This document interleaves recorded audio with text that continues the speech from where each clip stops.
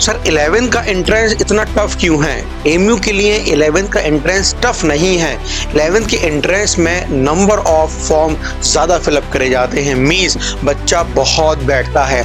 जब हम बात करें किसी बैचलर की या हम लोग बात करें अपने 6th एंट्रेंस की या 9th एंट्रेंस की जो कि परसों हुआ है एमयू के अंदर, तो वहाँ पे जो बच्चों जो सीट्स या नंबर ऑफ फॉर्म भरे जाते हैं 11th के कंपैरिजन में कम होते हैं। इसलिए बच्चों को क्या फील होता है कि 11th का जो एंट्रेंस है एमयू का वो थोड़ा टफ है। टफ नहीं है, नॉर्मल पेपर ही आता है।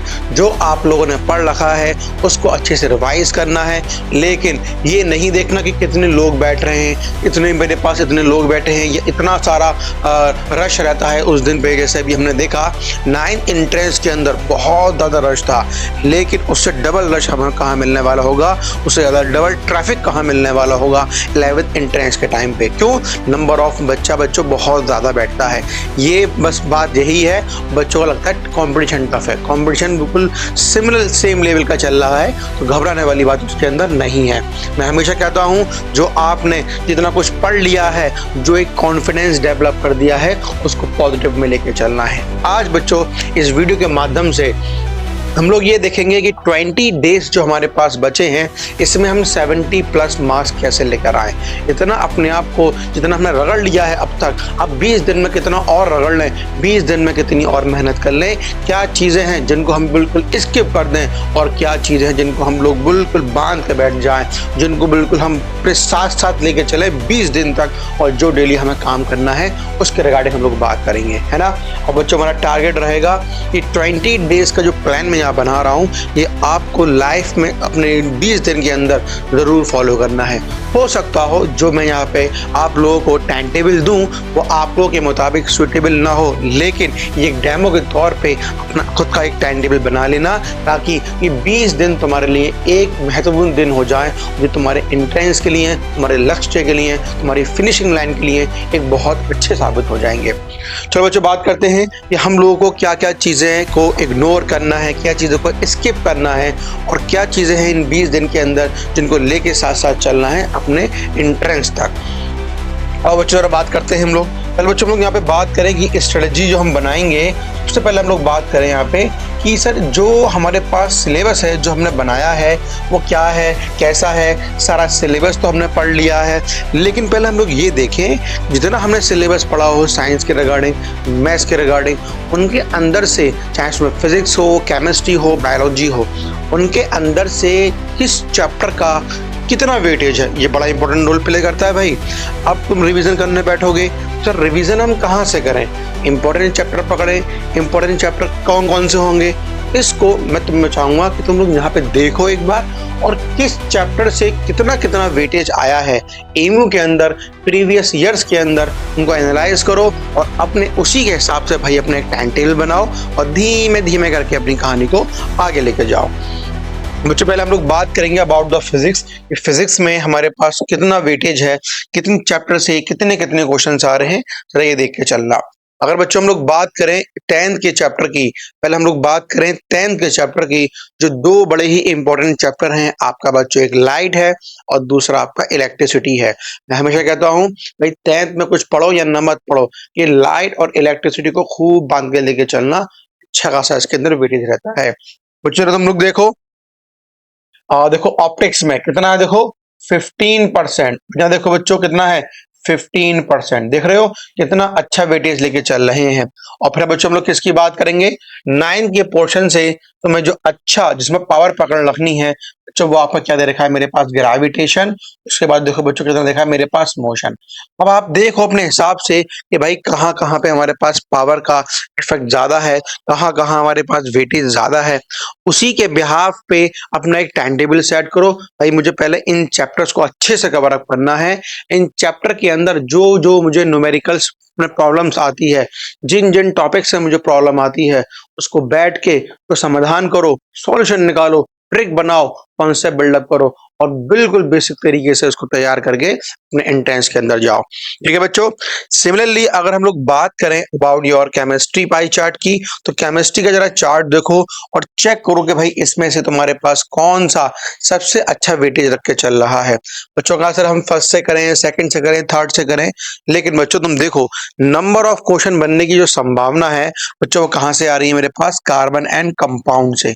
ये वो चैप्टर है आपका जो सबसे अच्छा वेटेज लेकर चल रहा है आपके 11th के एंट्रेंस के अंदर अबाउट द केमिस्ट्री। ठीक है बच्चों।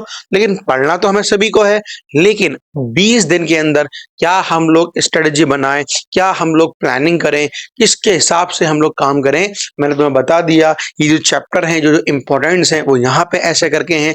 अब तुम अपना टाइम टेबल बनाओ कि भाई 2 घंटे मॉर्निंग में फिजिक्स, 2 घंटे बायोलॉजी, 2 घंटे केमिस्ट्री, और 2-2 घंटे जो टाइम दोगे किन किन चैप्टर को तुम्हें देना है पहले, ये भी तुम लोगों को देखना पड़ेगा। बस मैं तुम्हें एक डेमो दिया कि भाई ये हमारे पास एमयू के अंदर वेटेज चल रहा है, इसी के हिसाब से आपको अपना वर्क करना है, आपको अपना टाइम टेबल बनाना है, फिर कहानी को आगे बढ़ाना है। ठीक है बच्चों। चलो अब हम लोग बात किससे करें, हम लोग बात करते हैं बायोलॉजी में क्या हमारे लिए इंपॉर्टेंट है और किन किन चैप्टर के रिगार्डिंग हम सबसे ज्यादा मेहनत करें। और बच्चों देखो सारे चैप्टर तुम्हारे पास लाइन से लगे हैं, लेकिन हम बात करें किसकी, लाइफ प्रोसेस की। यहाँ ये हमारे लिए बड़ा ही इंपॉर्टेंट रोल प्ले कर रहा है, कौन, लाइफ प्रोसेस, कि कैसे इसके अंदर हम लोग काम करें, लाइफ प्रोसेस के अंदर हमें घटनाओं को कैसे देखना है, क्या क्या इसके अंदर मुझे पढ़ना है, बायोलॉजी का जो मुझे अच्छा लगता है वो मेरा अच्छा कौन सा है, जो चीजें मुझे आती हैं वो कौन सी हैं, जिसमें मेरी पावर बहुत अच्छी है उनको तो भाई एक तरफ रखना। पहले अभी 20 दिन से जब तुम स्टार्टअप करो, 20 दिन का अपना टाइम टेबल बनाओ, तो सबसे पहले उन टॉपिक्स को पकड़ना जो तुमसे बिल्कुल कतई नहीं आते हैं और इंपॉर्टेंट है हमारे किसके लिए, 11 के एंट्रेंस के लिए। तो पहले उन टॉपिक को अच्छे से कवर अप करना, उनको पकड़ना, उनके बाद फिर जो मैंने चार्ट बनाया है अपने हिसाब से इसको ऊपर नीचे करके ध्यान से रखना। मेरी कहूंगा उन चैप्टर को मत भूल जाना जहां पे चैप्टर का वेटेज बहुत ही अच्छा चल रहा है। ठीक है बच्चों। चलो आई होप ये बात समझ में आई होगी। थोड़ा सा आगे बढ़ाते हैं। थोड़ी सी हमें संतुष्टि इस बात से हो गई है वेटेज को देखते हुए कि मान लो किसी बच्चे ने ग्रेविटेशन खूब अच्छे से कर रखा होगा, उसने देखा कि सर ने बताया कि ग्रेविटेशन हो या मेरे पास लाइट या ऑप्टिक्स हो, उनका वेटेज काफी अच्छा है, तो दिल में खुशी मिलती है कि हाँ भाई ये तो हमने खूब अच्छे से कर रखे हैं और हमारा नाम और इसमें हमारा काम बहुत अच्छे तरीके से हो जाएगा। तो ये छोटी छोटी बातें जानना बच्चों बहुत ही जरूरी होती हैं। ठीक है। चलो अब आगे आते हैं। अब मैं बच्चों में तुमसे मैं चाहूंगा कि तुम लोग ये इस चीज को एनालाइज करो कि कितनी कितनी कट ऑफ आपकी बच्चों जा रही है। कट ऑफ जानना इसलिए जरूरी है कि तुम लोग इससे एक आइडिया हो जाएगा कि हमें कितना वर्क और करना है अपने ऊपर। पहले के भैया ये नहीं कि पहले इतना बच्चा नहीं बैठता था एमयू के अंदर, एंट्रेंस के अंदर तो इतना लोड नहीं था, लेकिन अब बच्चों के जो बच्चों नंबर ऑफ फॉर्म फिलअप करे जा रहे हैं भाई, अब उसकी एक लिमिट ही क्रॉस हो रही है। हजारों की तादाद में बच्चा बैठ रहा है, इसलिए कंपटीशन टफ होता जा रहा है। इसलिए तुम्हें स्मार्ट वर्क पे काम करना है। हार्ड वर्क करेंगे, लेकिन हार्ड वर्क का टाइम अब हो चुका, जितना अभी हमने पढ़ लिया। अब स्मार्ट वर्क करना है। स्मार्ट वर्क के अंदर हमें उन टॉपिक्स को, उन एक डायरेक्शन के अंदर, एक पैटर्न के अंदर हमें काम करना है, ताकि चीजें हमारे पास एकदम क्रिस्टल क्लियर हो जाए। हाँ तुम बच्चे यहाँ पे जरा देखो, जो बच्चे इंटरनल हैं, गर्ल्स हैं या बॉयज हैं, वो अपनी मेरिट को चेक करो, और जो एक्सटर्नल हैं उनको अपना चेक करो, गर्ल्स बॉयज अपनी अपनी। कि 25 में तुम देखो, सबसे पहले 35-40 का रेशो चल रहा था, अब तुम देखो सीधे 35 से 2025 के कंपैरिजन में सीधे बच्चों कहाँ पहुंचा है, 45 पे। जब हम बात करें एक्सटर्नल बॉयज की बात करें, 50 था, 65 पहुंचा है। कितना ज्यादा बच्चों देखो फर्क हो रहा है हमारे पास। बात समझ में आ रही है।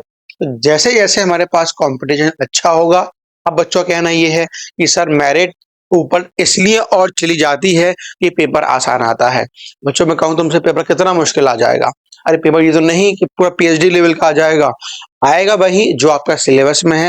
हाँ ये हो सकता है कि इक्का दुक्का हमारे पास क्वेश्चन बच्चों ऐसे आ जाते हैं जो हमें फील होता है कि 11th-12th रेगुलर से आ गए हैं, लेकिन आना चाहिए थे कहाँ से, 9th-10th रेगुलर से। कुछ क्वेश्चन आ भी जाए तो इतनी घबराने वाली बात भी नहीं है भाई। बाकी का जो कॉन्सेप्ट हमने बिल्डअप कर रखा है 9th-10th का पूरा, वो तो हमसे अच्छी तरीके से आना चाहिए। ठीक है स्टूडेंट, तो आप देख लो भाई कितना कितना हमारे पास जैसे जैसे वक्त गुजर रहा है वैसे वैसे आप कंपटीशन इंक्रीज हो रहा है। इसलिए भाई आज ये ठान लो कि ये मेरा लास्ट ईयर है, इस साल मुझे निकाल के हर साल की तरह मुझे मेहनत नहीं जितनी मैंने मेहनत हर साल करी है, इस साल मुझे निकाल के बिल्कुल फिनिशिंग लाइन में पहुंच के एमयू में एंट्री लेनी ही लेनी है। ये भैया अपनी अहम कर लो, फिदात कर लो इसको और अच्छी तरीके से लग जाओ इन 20 दिन के लिए। चलो बच्चों, अब मैं तुम्हें बताऊं कि तुम्हें किस तरीके से अपना शेड्यूल को बनाना है, कैसे तुम्हें हल्का सा टाइम टेबल को सेटअप करना है। जब हम बात करें सर मॉर्निंग के टाइम टेबल की, तो भाई मॉर्निंग में तुम लोगों को ये शेड्यूल को, इन टॉपिक्स को, जो तुम्हारे पास नए नए टॉपिक्स हैं उनको पहले स्टडी करो, है ना। मतलब 4 दिन में एक दिन को 4 दिन के भाग में अब काट लो। जो मॉर्निंग वाला शेड्यूल में स्टडी करो न्यू टॉपिक्स की जहाँ तुम्हें प्रॉब्लम आ रही है। वो करने के बाद मॉर्निंग में ही हल्का फुल्का सा अपने रिवाइज करो उन टॉपिक्स को जो तुमने पढ़ रखे हैं। इतना करने के बाद थोड़ा सा नीचे आओ, तुम आफ्टरनून की बात करोगे। जो मॉर्निंग में हल्का सा हमने जो पढ़ा था उसको सिर्फ रिकॉल करना है, हाँ भाई ये था, हाँ भाई ऐसे पढ़ा था, ऐसा करा था।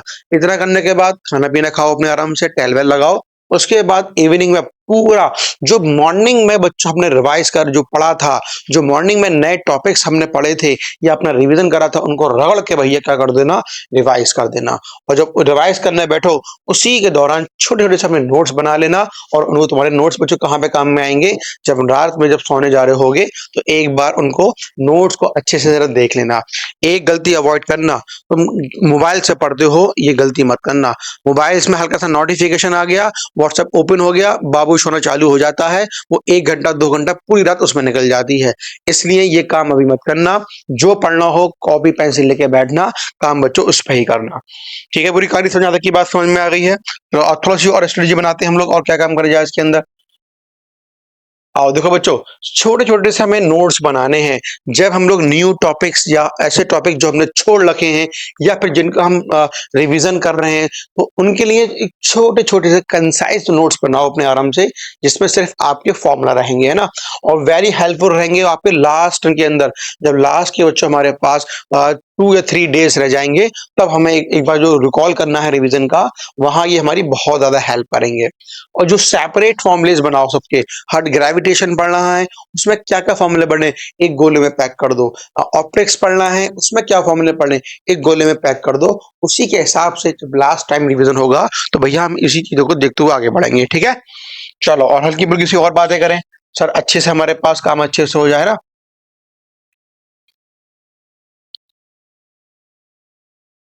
जो लास्ट जरा देखो, तुम लोगों को बच्चों थोड़ा बहुत जो है तुम्हारे पास एग्जाम की जो अगर मॉक टेस्ट नहीं है, कोई दिक्कत वाली बात नहीं है। तुम 10 से 12 साल के अपने पीवाईक्यूज को उठा के बैठ जाओ, पीवाईक्यूज को इतना मॉडिफाई करके बैठ जाओ, पीवाईक्यूज को का जो कॉन्सेप्ट है उसको इतना बिल्डअप कर लो, क्योंकि जो नेक्स्ट क्वेश्चन 2026 में आने वाला होगा उसी पीवाईक्यू पे बेस्ड होगा, उसी का कॉन्सेप्ट होगा, उसी का बेसिक होगा। हो सकता हो अपनी वो वैल्यूज को चेंज कर दे, लेकिन बच्चों कॉन्सेप्ट वही रहने वाला है। तो प्रैक्टिस करनी है बच्चों हमें किसकी, एग्जाम पेपर्स की।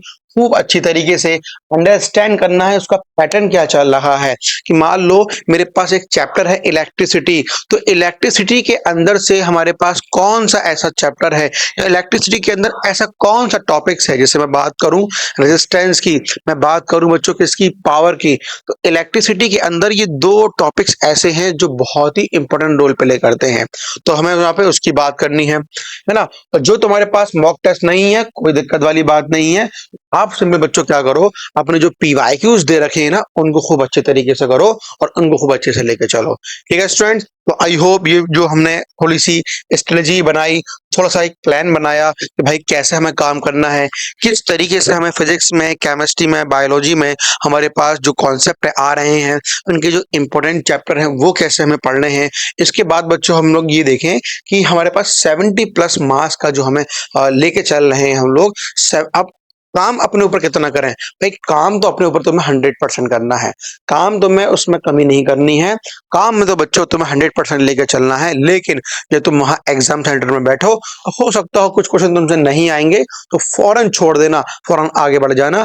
उन क्वेश्चन को पहले पकड़ना जो तुमसे फुल फ्लैश में 100% आते हैं, पहले उनको निपटाओ भैया, फिर आगे बायोलॉजी निपटाओ, फिर केमिस्ट्री निपटाओ, फिर जब मैथमेटिक्स निपटाओ, इंडो इस्लामिक निपटाओ, सब धीमे धीमे अपने करे चले जाओ। और जब जो क्वेश्चन बिल्कुल बेकार लगते हो, हार्ड हो, टफ हो, लेंथी हो, उनको बिल्कुल साइड में रख के पहले इन सारे को निपटाने के बाद फिर उन क्वेश्चंस पे आना जो लेंथी हैं, जो टफ थे स्टूडेंट। ठीक है स्टूडेंट, फिर भी आप लोगों को कोई क्वेरी हो, कोई भी कंफ्यूजन हो, किसी भी तरह की कोई भी समस्या आ रही हो, तो बच्चों आप लोग पूछिएगा, हम लोग आपके साथ हैं। पूरी PAS physics bye Ajay sir की टीम आप लोगों के साथ है। कोई भी समस्या हो आप कमेंट पूछिएगा, हम आपको उसका समाधान जरूर करेंगे। ठीक है स्टूडेंट, थैंक यू।